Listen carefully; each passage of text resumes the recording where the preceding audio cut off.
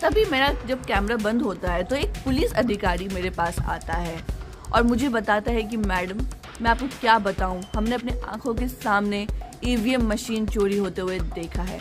अब हम लोग सरकारी अधिकारी हैं। मैंने कहा आप कैमरे पे ये बात बताइए, तो उन्होंने कहा कि हम कैमरे पे नहीं बता सकते, हमारी जॉब चली जाएगी, हमें जेल में डाल देंगे बीजेपी वाले। कांग्रेस से कहाँ से चूक हो गई, कांग्रेस क्यों कितनी कमजोर पड़ गई, कांग्रेस क्यों नहीं जोरों शोरों से चुनाव लड़ी? क्या उसने हार मान लिया था?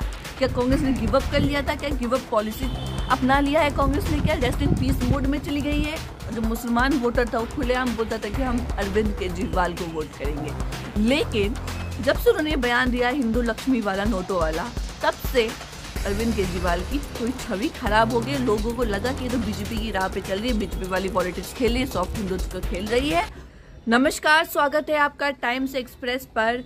मैं निशा झा। आज आप मेरी एग्जिट पोल भी जान लीजिए, क्योंकि मैं गुजरात में मौजूद थी। आप सभी ने मेरी वीडियोस देखी होगी कि मैं जिस तरीके से लगातार गुजरात में मौजूद थी। बहरहाल आपने तमाम टीवी चैनलों के एग्जिट पोल देखे होंगे, उसमें भाजपा को पूर्ण बहुमत से दिखाया जा रहा है कि भाजपा पूर्ण बहुमत से सरकार बना लेगी। तो 8 दिसंबर को देखना है कि क्या होने वाला है, लेकिन ये एग्जिट पोल हमें यही बता रहे हैं कि भाजपा पूर्ण बहुमत से गुजरात में सरकार बना लेगी और कांग्रेस सेकंड नंबर पे है, आम आदमी पार्टी तीसरे नंबर पे है। सवाल ये है कि कौन कौन से ऐसे फैक्टर हैं जो भाजपा को गुजरात में सरकार बनाने के लिए एक तरीके से फायदा पहुंचा रही है। जो फैक्टर है, सबसे पहला फैक्टर मैं यही बताऊंगी, गुजरात में सबसे बड़ा फैक्टर है मोदी फैक्टर। यानी कि जो हमारे प्रधानमंत्री नरेंद्र मोदी, उनकी जो पॉपुलैरिटी है, या उनके हम कह सकते हैं जो उनका एक पर्सनालिटी है, नरेंद्र मोदी के नाम पे जो एक कह सकते हैं जो हिंदुत्व का एक चेहरा, यानी कि 2002 में जो हिंदू की प्रयोगशाला बनाई गई थी, 2001 में नरेंद्र मोदी की वहाँ पे नरेंद्र मोदी मुख्यमंत्री बने और 2002 में जो दंगे हुए, एक तरीके से हिंदुओं का जो समर्थन भाजपा को है, नरेंद्र मोदी को है, वो फैक्टर गुजरात में इस बार काम हुआ। और जिस तरीके से आप लोग देख रहे थे भाजपा जोरों शोरों से रैलियां वहाँ पे कर रही थी, तो एक तरीके से कह सकते हैं कि पहला फैक्टर मोदी फैक्टर है, जिस तरीके इसकी वजह से भाजपा को फायदा पहुंचा और गुजरात में वो सरकार बना लेगी। ये जो एग्जिट पोल के आंकड़े बता रहे हैं, बाकी 8 दिसंबर को देखना है क्या होने वाला है, लेकिन एग्जिट पोल में यही बताया जा रहा है कि भाजपा पूर्ण बहुमत से वहाँ पे सरकार बना लेगी।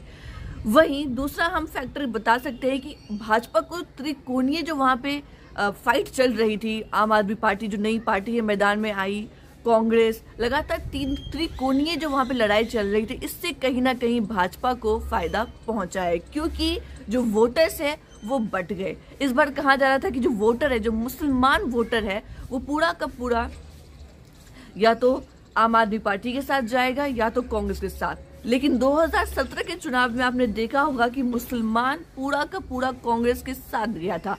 लेकिन इस बार हम कह सकते हैं कि आम आदमी पार्टी, यानी कि अरविंद केजरीवाल की जो पार्टी है, आम आदमी पार्टी ने कांग्रेस के वोट बैंक में सेंध मारी है।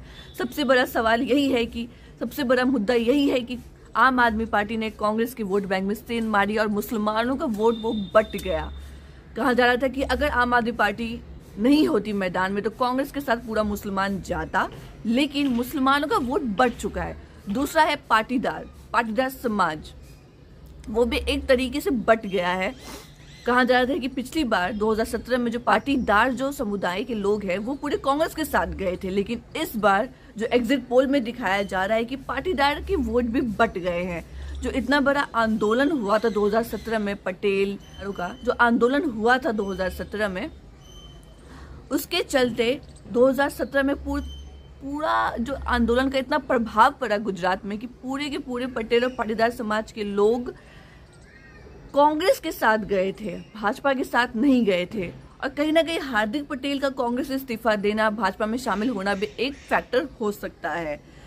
लेकिन जिस तरीके से आप देख रहे हैं, इस बार का जो रिकॉर्ड तोड़ भाजपा के लिए सीट आ रही है, एग्जिट पोल में देखा जो सीट आई है भाजपा के लिए, वो वाकई बहुत मतलब भाजपा के लिए एक तरीके से कह सकते हैं कि उन्होंने 2004 का भी रिकॉर्ड तोड़ दिया है। कहा जा रहा है कि 115 से लेके 125, 150 तक भी सीट आ सकती है।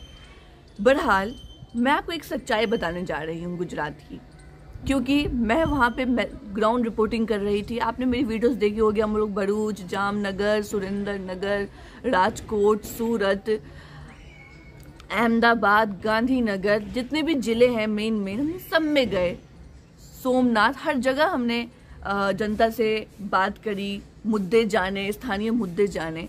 लेकिन जब मैं अहमदाबाद में रिपोर्टिंग कर रही थी, जब हम पहली बार अहमदाबाद गए थे सितंबर के महीने में, तब वहाँ पे मैं लोगों की राय ले रही थी। तभी मेरा जब कैमरा बंद होता है तो एक पुलिस अधिकारी मेरे पास आता है और मुझे बताता है कि मैडम, मैं आपको क्या बताऊं, हमने अपने आंखों के सामने ईवीएम मशीन चोरी होते हुए देखा है। अब हम लोग सरकारी अधिकारी हैं। मैंने कहा आप कैमरा पे मेरी बात बताइए, तो उन्होंने कहा कि हम कैमरे पे नहीं बता सकते, हमारी जॉब चली जाएगी, हमें जेल में डाल देंगे बीजेपी वाले, हमें भी अपने बीवी बच्चों का पेट पालना है, कहाँ से खाना खाएंगे अगर हमने कुछ सरकार के खिलाफ बोल दिया। तो ये आप देख रहे, एक पुलिस अधिकारी आके मुझे ये बता रहे हैं कैमरे के पीछे कि हमने अपनी आंखों से ईवीएम चोरी होते हुए देखा है। लेकिन सवाल ये है कि अगर ईवीएम चोरी हो रहे हैं, क्या तभी भाजपा जीत रही है 27 साल से?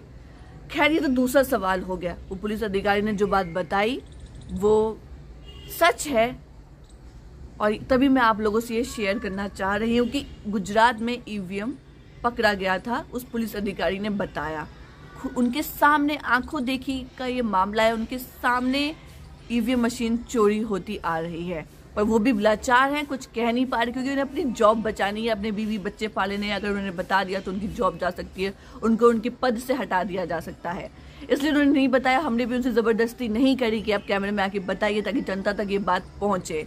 फिलहाल आपने एग्जिट पोल देखें कि भाजपा 150-191 सीट लेके आ रही है, कांग्रेस 30 से 40 सीटें लेके आ रही है, एग्जिट पोल में दिखाया जा रहा है। आपको बता दें, कांग्रेस का सबसे बड़ी लापरवाही ये थी कि कांग्रेस जोर शोर से जिस तरीके से भाजपा और आम आदमी पार्टी जो एक राष्ट्रीय पार्टी भी नहीं है अभी तक, उसने जिस तरीके से, एक क्षेत्रीय पार्टी ने जिस तरीके से वहां पे परचम लहराया, कांग्रेस के वोट बैंक में सेंध मारी, वो कांग्रेस को सबक लेने की बात है कि कांग्रेस से कहां से चूक हो गई, कांग्रेस क्यों कितनी कमजोर पड़ गई, कांग्रेस क्यों नहीं जोरों शोरों से चुनाव लड़ी। क्या उसने हार मान लिया था? क्या कांग्रेस ने गिव अप कर लिया था? क्या गिव अप पॉलिसी अपना लिया है कांग्रेस ने? क्या रेस्ट इन पीस मोड में चली गई है?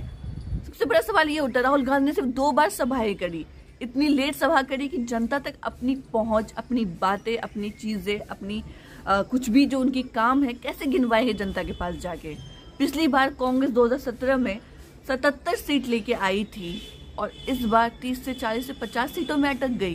क्या कमी रह गई, कहाँ कमी रह गई?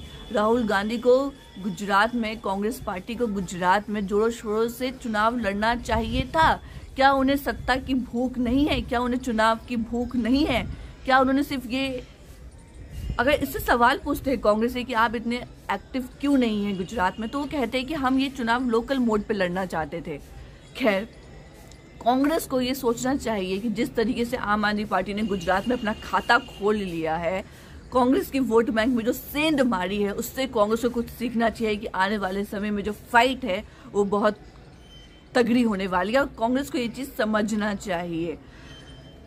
तीसरा, हम देख सकते हैं भाजपा को जो फायदा पहुंचा है वो कहीं ना कहीं आम आदमी पार्टी के आने से भी पहुंचा है, क्योंकि आम आदमी ने कांग्रेस के वोट बैंक में सेंध मारी और जो बाकी वोट है वह भारतीय जनता पार्टी को मिल गए। आदिवासी का समर्थन कांग्रेस को बहुत मिलता था। 2017 में बीटीपी, भारतीय ट्राइबल पार्टी, कांग्रेस के साथ गठबंधन करती है और आदिवासी क्षेत्र के लोग 2017 में कांग्रेस को वोट करते हैं। लेकिन इस बार ये वोट भी बदल गया। भाजपा का आपने देखा होगा, नरेंद्र मोदी लगातार भरूच हो, तमाम नवसाना हो, हर जगह रैली कर रहे थे, नवसारी हो सॉरी, रैली कर रहे थे, लगातार जोरों शोरों से भाजपा रैली कर रहे थे, जनता को संबोधित कर रहे थे। अमित शाह हो, नरेंद्र मोदी हो, योगी आदित्यनाथ हो, लगातार तमाम भाजपा के बड़े बड़े नेता, हिंदुत्व के चेहरे कह लीजिए, चुनाव लड़े। तो सवाल ये उठता है कि 2002 में गोधरा कांड हुआ, 2001 में नरेंद्र मोदी मुख्यमंत्री बने और जिस दंगों के बाद से हिंदुओं का जो समर्थन, हिंदुओं का जो प्यार भाजपा को मिला है, क्या ये तमाम पार्टियां, कांग्रेस हो, क्या उन हिंदू वोटरों को अपने तरफ आकर्षित कर पाएंगी? अरविंद केजरीवाल का एक, मैं आम आदमी पार्टी के बारे में कुछ बताना चाहती हूँ, मैं जल्दी जल्दी शॉर्ट में बता रही हूँ क्योंकि शॉर्ट में बता रही हूँ, फटाफट खत्म करने वाली हूँ कि आम आदमी पार्टी, यानी कि जब उनका बयान आया था कि नोटों पे लक्ष्मी गणेश की फोटो लगा दीजिए, देश की अर्थव्यवस्था तंदुरुस्त और मजबूत हो जाएगी, इस बयान के बाद से जो मुसलमान वोटर है वो जरूर बटा है, क्योंकि उन्हें कहीं ना कहीं लगा कि अरविंद केजरीवाल बीजेपी की राह पर चल रहे हैं, बीजेपी की तरह ही हिंदुत्व की पॉलिटिक्स कर रहे हैं। इस वजह से जो मुसलमान वोटर्स है, जो और भी वोटर्स हैं, वो बदल गए, मतलब बट गए कह सकते हैं। लेकिन उससे पहले जब हम लोग ग्राउंड पे थे, जनता खुलेआम, और जो मुसलमान वोटर था वो खुलेआम बोलता था कि हम अरविंद केजरीवाल को वोट करेंगे। लेकिन जब से उन्होंने बयान दिया हिंदू लक्ष्मी वाला, नोटों वाला, तब से अरविंद केजरीवाल की थोड़ी छवि खराब हो गई। लोगों को लगा कि ये तो बीजेपी की राह पे चल रही है, बीजेपी वाली पॉलिटिक्स खेल रही है, सॉफ्ट हिंदुत्व का खेल रही है, और उन्हें तो अपना बस बीजेपी को मात देना है, ये जनता के लिए कुछ नहीं करेगी। तो सबसे बड़ा ये जो नेगेटिव फैक्टर था वो अरविंद केजरीवाल की पार्टी के लिए यही था।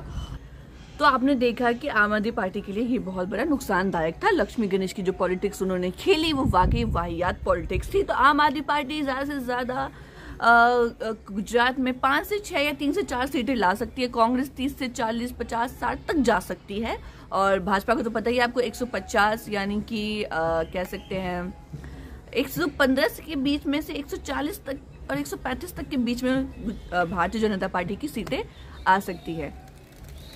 अगर आपको मेरा ये ओपिनियन, मेरा जो एग्जिट पोल आया है, जो मैंने वहाँ पे ग्राउंड रिपोर्टिंग करी है, अगर वो आपको सटीक लगे हो तो अपने कमेंट सेक्शन में आप हमें ज़रूर बताएं। धन्यवाद।